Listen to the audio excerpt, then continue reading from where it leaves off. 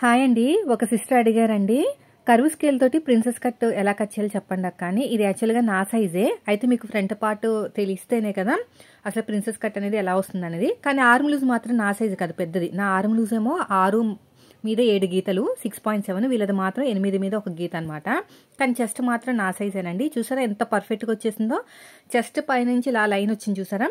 యాక్చువల్గా ఇలాంటివన్నీ కూడా మనం హిందీ ఛానల్స్లో చూస్తాం, అంటే వాళ్ళు బ్లౌజ్ వేసుకుని చూపిస్తారు కదా. కానీ మన కల్చర్ అది కాదు కాబట్టి నేను డ్రెస్ మీద వేసుకుని మీకు చెస్ట్ దగ్గర ఎంత బాగా వస్తుంది అని చెప్పడానికి మాత్రం ఇలా వేసుకుని చూపించానండి.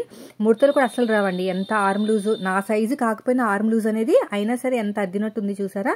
బ్లౌజ్ వాళ్ళ బాడీ మీదకి వెళ్ళిన తర్వాత కూడా ఇలాగే ఉంటుంది, పర్ఫెక్ట్గా వచ్చేస్తుంది అనమాట. వీడియోని స్కిప్ చేయకుండా లాస్ట్ వరకు చూడండి. వీడియో నచ్చితే ఖచ్చితంగా లైక్ చేయండి. యూజ్ అనిపిస్తే ఫ్రెండ్స్ కూడా షేర్ చేసి వాళ్ళకు కూడా కొంచెం సపోర్ట్ ఇవ్వండి. ఇప్పుడు నేను ఏం చేశానంటే 1 మీటర్ కాటన్ లైనింగ్ అయితే తీసేసుకున్నాను. తడుపుకుని ఆరబెట్టుకుని నీట్గా ఐరన్ చేసుకున్నానండి.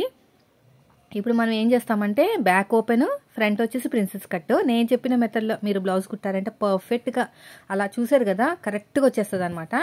ఇప్పుడు వచ్చేసి నేను లైనింగ్ని 4 ఫోల్డింగ్ చేసేసుకున్నాను. తడిపి ఆరబెట్టుకుని ఐరన్ చేసుకుని సగానికి ఫోల్డ్ చేసుకుని మళ్ళీ ఇంకొక ఫోల్డింగ్ చేసుకున్నాను హ్యాండ్స్ కట్ చేద్దామని. ఇలా ఎల్ స్కేల్ సహాయంతో స్ట్రైట్గా లైన్ వేసేయండి. ఎక్స్ట్రా ఖర్చు కోసం నేనైతే ఒక 1/2 ఇంచ్ తీసుకున్నాను. మనకి కట్ వర్క్ వచ్చింది కదా, కట్ వర్క్ లాగా ఇవ్వాల్సిన అవసరం లేదండి. లైట్గా వచ్చింది కట్ వర్క్, తిప్పేసుకుంటే సరిపోతుంది. నేను స్టిచ్చింగ్ వీడియో కూడా షూట్ చేశానని చెప్తాను. హ్యాండ్ హైట్ వచ్చేసి మనం తీసుకున్న డిజైన్ ఎంత ఉందో అంత పెట్టమన్నారండి. అంతకంటే ఎక్కువ పెడితే మనకి బ్లౌజ్ పీస్ సరిపోదు. తక్కువ పెట్టామనుకోండి కట్ అయిపోతుంది అది మనకి డిజైన్ అనేది. సో హ్యాండ్ హైట్ ఖర్చులతో కలిపి మార్కింగ్ వేసుకున్నాను. డిజైన్ ఎంత ఉందో అంత, పైన ఒక 1/2 ఇంచు, పైన కింద ఒక 1/2 ఇంచు ఖర్చు అనమాట. తర్వాత వీళ్ళ ఆర్మ్ లూజు ఇలా ఓపెన్ చేసేసుకుని బ్లౌజ్ని బ్యాక్ పార్ట్ నుంచి చెక్ చేసుకోండి. పైన షోల్డర్ కుట్టు దగ్గరించి సైడ్ జాయింట్ ఫస్ట్ కుట్టు వరకు ఎంత వచ్చిందో ఇలా చెక్ చేయండి. ఇలా చెక్ చేసుకుంటే పైన షోల్డర్ కుట్టు దగ్గరించి సైడ్ జాయింట్ ఫస్ట్ కుట్టు వరకు. అసలు కరువు స్కేల్ అంటే చాలా మంది దృష్టిలో, అంటే నేను కూడా స్టార్టింగ్లో ఏమనుకునేదానంటే ఏమీ రాని వాళ్ళకి కరువు స్కేల్ వాడితే పర్ఫెక్ట్గా వస్తుందేమో అనుకునేదాన్ని. కానీ అది కాదండి. ఖచ్చితంగా టైలరింగ్ చేసే వాళ్ళు కరువు స్కేల్ ఉండాల్సిందే. పనిముట్లు కదా అవన్నీ కూడా.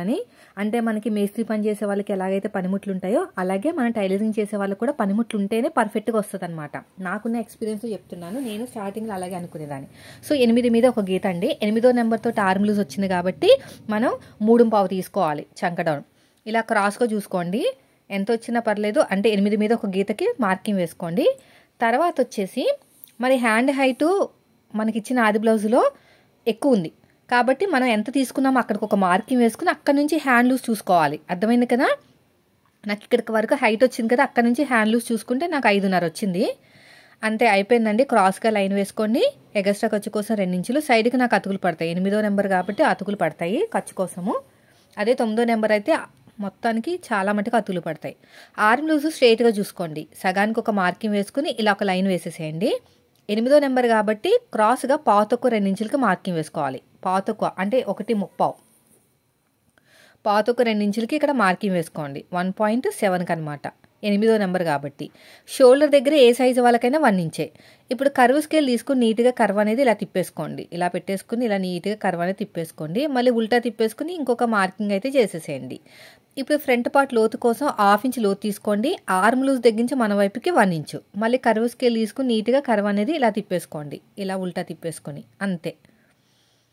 చూసారా ఎంత చక్కగా వచ్చేసిందో. అంతేనండి. ఇప్పుడు ఎలాగైతే మార్కింగ్ వేసామో సేమ్ అదే విధంగా కటింగ్ చేసుకుంటూ వెళ్ళిపోవాలి. ఫస్ట్ వచ్చేసి బ్యాక్ పార్ట్ కట్ చేయండి. మిడిల్ ఒక చిన్న టక్ ఇచ్చేసేయండి. ఇక్కడ ఎక్స్ట్రా ఉన్న క్లాత్ని కూడా నీట్గా కట్ చేసేయండి. ఇక 2 లేయర్స్ ఉంటే సపరేట్ చేసేసేయండి. మిడిల్ ఒక చిన్న టక్ ఇచ్చేసేయండి. 2 లేయర్స్ని సపరేట్గా తీసేసుకుని లోతు అయితే తీసేసుకోండి. ఇలాగా 2 లేయర్స్ని సపరేట్గా తీసేసుకుని లోతు అయితే కట్ చేసేయండి. పర్ఫెక్ట్గా వచ్చేస్తుందండి. ఐబ్రో షేప్ ఎలా ఉంది అలా వచ్చేస్తుంది అనమాట మనకి లోతు అనేది. సో ఇది ఒక మార్కింగ్ వేసుకుంటే ఇది మనకి ఫ్రంట్ పార్ట్ అని తెలియడానికి, అంటే మనం హ్యాండ్స్ని జాయిన్ చేసేటప్పుడు ఫ్రంట్ పార్ట్ రావాలి కదా, నాకు తెలియడానికి అలా మార్కింగ్ వేసుకుంటాను. ఇప్పుడు ఇది వచ్చేసి బ్యాక్ ఓపెన్ కాబట్టి ఫోల్డింగ్ కాకుండా కోరాస్ మన వైపు ఉండాలి.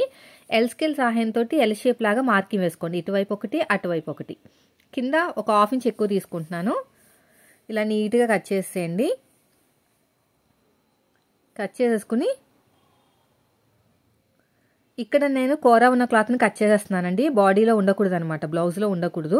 ఎలాగో కట్ చేస్తున్నాను కదా అని చెప్పేసి 1.5 ఇంచుతో కట్ చేస్తే మనకి పట్టి ఎతకడానికి ఆ కూర ఉన్న క్లాత్ యూజ్ అవుతుంది. ఇక్కడ చూడండి, ఇక్కడ నేను ఉక్సు పట్టి కాజా పట్టి ఖర్చు కావాలి కదా, ఒక 1/4 ఇంచ్ అయితే తీసుకుంటున్నాను ఖర్చు కోసము. మనకి చెస్ట్ లూజు బ్లౌజ్ చూస్తే నాకు చిన్నగా అనిపించిందండి చూడగానే, అంటే కొంచెం ఎక్స్పీరియన్స్ ఉంది కదా నాకు, కాబట్టి బ్లౌజ్ చూడగానే చిన్నగా అనిపించింది. నేనేం చేశానంటే అసలు బాడీ ఎంత ఉంటుంది ఏంటనేది కొలుచుకుంటున్నాను. ఫస్ట్ అయితే హైట్ అండి, ఖర్చులతో కలిపి మార్కింగ్ వేసేసుకోండి.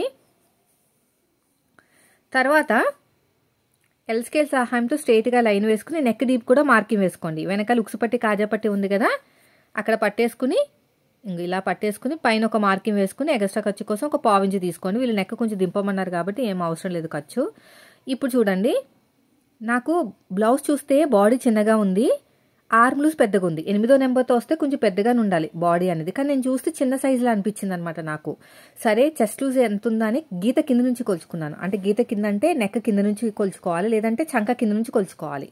బాడీ మీదకి వెళ్ళిన తర్వాత బ్లౌజ్ ఎలా ఉంటుందో అలా పెట్టేసుకుని చంక కింద నుంచి కొలుచుకున్నానండి. ఓకేనా, మీకు అనిపిస్తుందా లేదని చెక్ చేస్తున్నాను అనమాట. అప్పుడప్పుడు వెళ్ళి చెక్ చేస్తూ ఉంటాను. మనకి వెనకాల నాట్స్ వచ్చినాయి కదా, అది కూడా పెట్టేసుకోండి. ఎందుకంటే బాడీ మీదకి వెళ్ళిన తర్వాత బ్లౌజ్ ఎలా ఉంటుందో అలా పెట్టేసుకోవాలి. ఉక్స్ పెట్టేసుకుని ఇలాగా ఇక్కడ కూడా థ్రెడ్స్ కూడా కట్టేసుకోండి. నాట్ అనేది నాట్స్ వేసేసుకుంటే కదలకుండా ఉంటుంది అనమాట. ఇప్పుడు ఏం చేయాలంటే ఇలాగా చంక కింద నుంచి కొలుచుకోండి. ఓకేనా, చంక కింద నుంచి కొలుచుకుంటే 16 మీద 7 గీతలు వచ్చింది. అంటే యాక్చువల్గా ఆర్మ్ లూజ్కి 1 ఇంచ్ కాబట్టి చెస్ట్ కదా, ఇది డీప్ నెక్ బ్లౌజ్ కుట్టాలి మనం.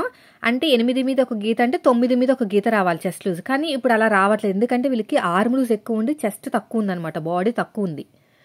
16 మీద 7 గీతలు అంటే మనకి 8.5 కన్నా కొంచెం తక్కువే. అర్థమైంది కదా, 8.5 కన్నా కొంచెం తక్కువ. ఇలా పెట్టేసుకుని ఎక్కడా కూడా లోపలికి క్లాత్ వెళ్లకుండా చూసుకుంటే మనకి మళ్ళీ తేడా రాకుండా ఉంటుంది అనమాట. ఇలాగా 16 మీద 7 గీతలు అంటే 8.5 కన్నా కొంచెం తక్కువ అనమాట. 8.5 అలా వచ్చింది. చూడండి ఎంత డిఫరెంట్ ఉందో. ఆర్మ్ లూజ్ తోటి మనం కంపేర్ చేసుకుంటే చెస్ట్ అనేది 36, 37కి వెళ్ళిపోయింది. కానీ వీళ్ళకి బాడీ తక్కువ ఉందన్నమాట. నడుము లూజ్ కూడా తక్కువ ఉంది, ఆర్మ్ లూజ్ ఒక్కటే ఎక్కువ ఉంది. సో నాకు వచ్చేసి 8.5 తీసేసుకుంటాను. 16.5 అంటే ఏం పెద్ద ప్రాబ్లం ఏం లేదండి, 16 మీద 7 గీతలు అంటే. సో హైట్ వీళ్ళు కొంచెం పెంచమన్నారండి, ఇప్పుడే ఫోన్ చేశారనమాట. బ్లౌజ్ కట్ చేసేటప్పుడు ఒక చిన్న డౌట్ వస్తే అడిగితే అప్పుడు చెప్తున్నారు హైట్ కూడా పెంచండి, చెప్పడం మర్చిపోయినని. సో అలా ఉంటారు కొంతమంది కస్టమర్స్. తర్వాత వచ్చేసి ఇక్కడ 8 మీద 3 గీతలు 8.5కి మార్కింగ్ వేసుకోండి. 8.5కి మార్కింగ్ వేసుకుని ఎగస్ట్రా ఖర్చు కోసం 2 ఇంచులు తీసుకోండి ఇలాగా. మరి ఆర్మ్ లూజ్ ఎక్కువ ఉంది, చెస్ట్ ఏమో బాడీ ఏమో తక్కువ ఉంది, అప్పుడు చంక డౌన్ ఎంత తీసుకోవాలి డౌట్ కదా. ఇప్పుడు చూడండి, ఎగస్ట్రా ఖర్చు కోసం 2 ఇంచులు ఎల్ స్కేల్ తీసేసుకుని స్ట్రైట్గా లైన్ అయితే వేసేసేయండి ఇలాగా. మళ్ళీ ఇక్కడ కూడా అంతే, ఇలా నీట్గా మార్కింగ్ అయితే చేసేసుకుని ఫుల్ షోల్డర్ నెక్ అయితే 2.5 తీసుకుంటున్నానండి. అంటే 2 మీద 2 గీతలు తీసుకుంటున్నాను. ఫుల్ షోల్డర్ వచ్చేసి 5 మీద 2 గీతలు తీసుకుంటున్నాను. ఓకేనా, అంటే 5.5 అనుకోండి.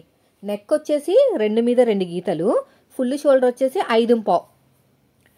కింద నెక్ డీప్ వచ్చేసి నేను పావుతో ఒక 3 ఇంచులు తీసుకున్నాను. ఇలా నీట్గా షేప్ ఇచ్చేసి కర్వ్ స్కేల్ తోటి రౌండ్ నెక్, ఫ్రంట్ బాగా బ్రాడ్గా రౌండ్ కావాలంట, వెనకాల అంత రౌండ్ అంత మరీ బ్రాడ్గా వద్దు అన్నారు. అర్థమైంది కదండి. ఫుల్ షోల్డర్ 5.5, అందులోంచి నెక్ వచ్చేసి 2.2, కింద వచ్చేసి పావుతో ఒక 3 ఇంచులు.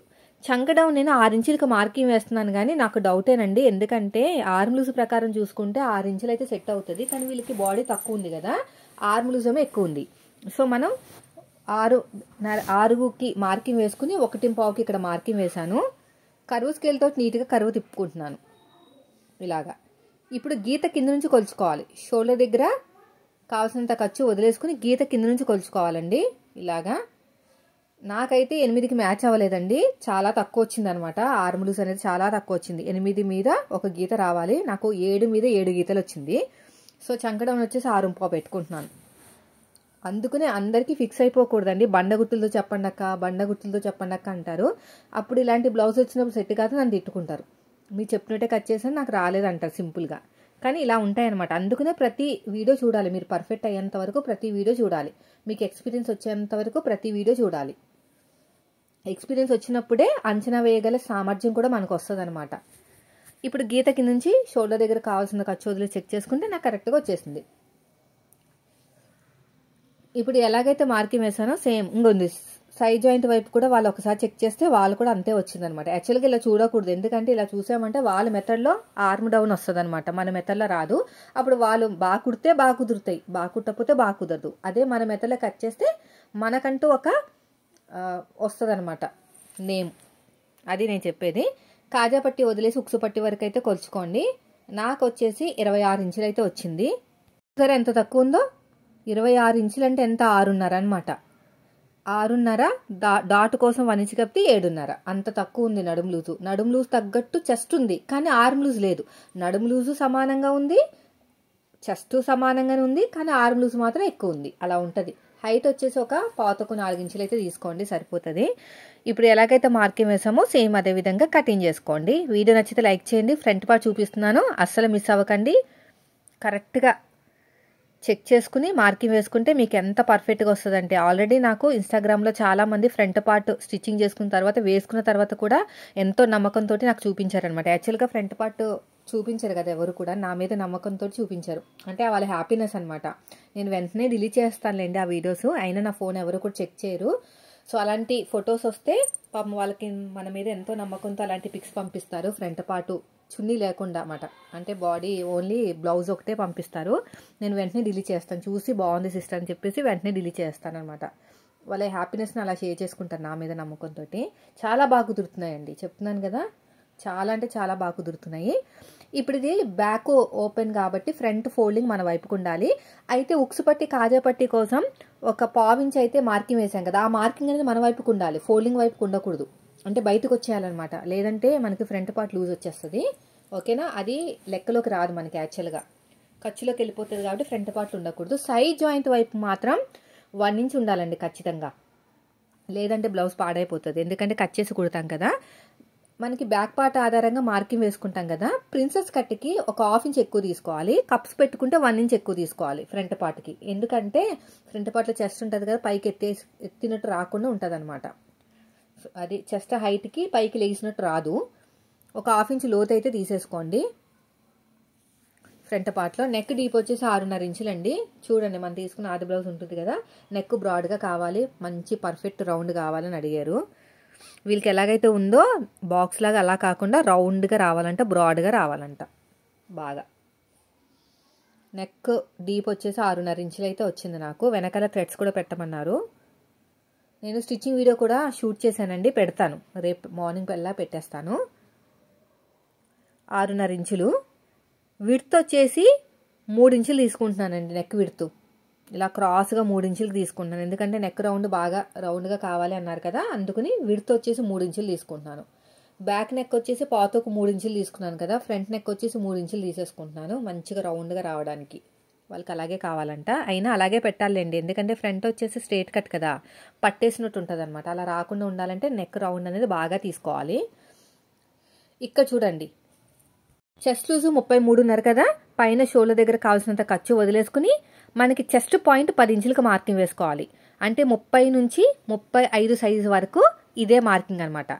అదేవిధంగా ఫోల్డింగ్ దగ్గర నుంచి మన వైపుకి 3 ఇంచులు, మొత్తానికి అక్కడ నుంచి 2 ఇంచులు తీసుకోవాలి. చెస్ట్ దగ్గర 3.5 ఇంచులు తీసుకోండి. అర్థమైంది కదా, పైనుంచి 10 ఇంచులు, ఫోల్డింగ్ దగ్గర నుంచి 3 ఇంచులు, అక్కడి నుంచి 2 ఇంచులు, అంటే చెస్ట్కి మధ్యన 1 ఇంచ్ గ్యాప్ ఉంటుంది అనమాట.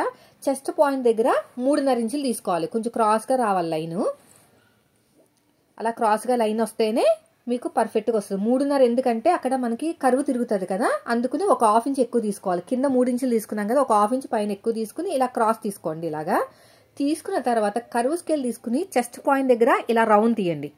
ఓకేనా, సిస్టర్ అడిగారు కదా కరువు స్కేల్తో చూపించమని. తర్వాత ఇలా ఉల్టా తిప్పేసుకుని ఇలా మార్కింగ్ వేసేయండి, అంతే. చాలా అంటే చాలా సింపుల్ అండి, చాలా అంటే చాలా బాగా వస్తుంది తెలుసా షేప్ అనేది. యాక్చువల్గా ప్రిన్సెస్ కట్ చెస్ట్ ఎక్కువ ఉన్న వాళ్ళకి పెట్టుకుంటే భలే షేప్ వస్తుందండి. తర్వాత వచ్చేసి ఒక 1/2 ఇంచ్ అనేది ఇలాగా డాట్ కోసం తీసుకోండి, అంతే. ఇక్కడ ఒక డాట్ వేయాలనుకుంటే వేసుకోవచ్చు, లేదంటే లేదు. ఇక్కడ కొంచెం షేప్ తిప్పేసేయండి. ఇక్కడ డాట్ అనేది ఆప్షనల్ అండి, యాక్చువల్గా వేస్తే బాగుంటుంది అనమాట, ఎందుకంటే మనకి 3 డాట్లు వేసినట్టు ఉంటుంది. యాక్చువల్గా అయితే మనకి వేస్తారు బొటిక్లో. ఇదిగోండి, ఇలా పెట్టేసుకుని షేప్ అనేది ఇలా తిప్పాలన్నమాట. మళ్ళీ కరువు స్కేల్ మన వైపు తిప్పేసుకుని ఇంకొక షేప్ తిప్పేస్తే మీకు ఎలాగా ఎంత ఎక్స్పీరియన్స్ లేకపోయినా కూడా మంచి షేప్ వస్తుంది. ఇలాగా కర్వ్ స్కేల్ని తక్కువ అంచనా వేయకూడదండి, చాలా మంచిదన్నమాట. అది కేవలం మహా ఉంటే ఒక 100 రూపాయల కంటే ఎక్కువ ఉండకపోవచ్చు, కానీ కొని పెట్టుకోండి. నేను 2 కొని పెట్టుకున్నాను. ఒకటి ఇరిగిపోయినా కూడా పిల్లలతోటి అటు ఇటు ఆడతారు కదా, పిల్లలు ఇరగొట్టినా కూడా మళ్ళీ ఉండాలని చెప్పేసి ఇంకోటి కూడా కొని పెట్టుకున్నాను. కింద లింక్ ఇస్తాను ప్రోడక్ట్లో, లేదంటే మీ ఇంటి దగ్గరైనా కొనుక్కోండి. మొత్తం మీద కొనుక్కోండి. చూడండి, బ్యాక్ పార్ట్ కన్నా ఫ్రంట్ పార్ట్ 1/2 ఇంచ్ ఎక్కువ ఉంది కదా చెస్ట్ దగ్గర. నడుము దగ్గర మాత్రం ఈక్వల్గా కట్ చేసేయాలి, ఎందుకంటే మరి సైజ్ జాయిన్ దగ్గర హెచ్చు తగులు వస్తుంది. అంతే, అయిపోయిందండి.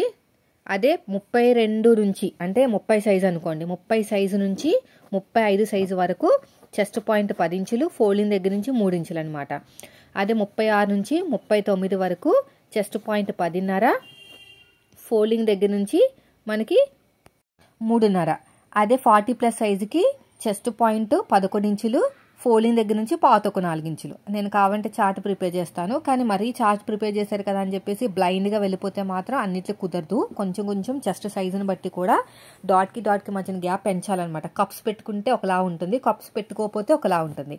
ఇప్పుడు నేను ఉన్నాను అనుకోండి, నాకు చెస్ట్ తక్కువ, డాట్కి మధ్యన గ్యాప్ 1.5 ఇంచులు ఇచ్చుకున్నా అయిపోతుంది. అదే నేను కప్స్ పెట్టుకుంటే 1.5 ఇవ్వకూడదు, ఎందుకంటే నేను అక్కడ చెస్ట్ అనేది పెంచుకుంటున్నాను కదా కప్స్ పెట్టేసి, అప్పుడు 2 ఇంచులు తీసుకోవాలి. అదే పెద్ద సైజుకి అయితే 3 ఇంచులు తీసుకోవాలి డాట్కి మధ్యన గ్యాప్. సో అలా ఉంటుంది అనమాట. ఇప్పుడు వచ్చేసి మనం ఒరిజినల్ క్లాత్ పెట్టుకుని కట్ చేసేసుకుందాం. ఫస్ట్ అయితే హ్యాండ్స్ కట్ చేసేద్దాము. హ్యాండ్ కట్ చేసిన తర్వాత చాలా తక్కువ ఉందండి, అందుకనే మనకి ప్రిన్సెస్ కట్ బ్యాక్ ఓపెన్ అయితేనే సెట్ అవుతుంది.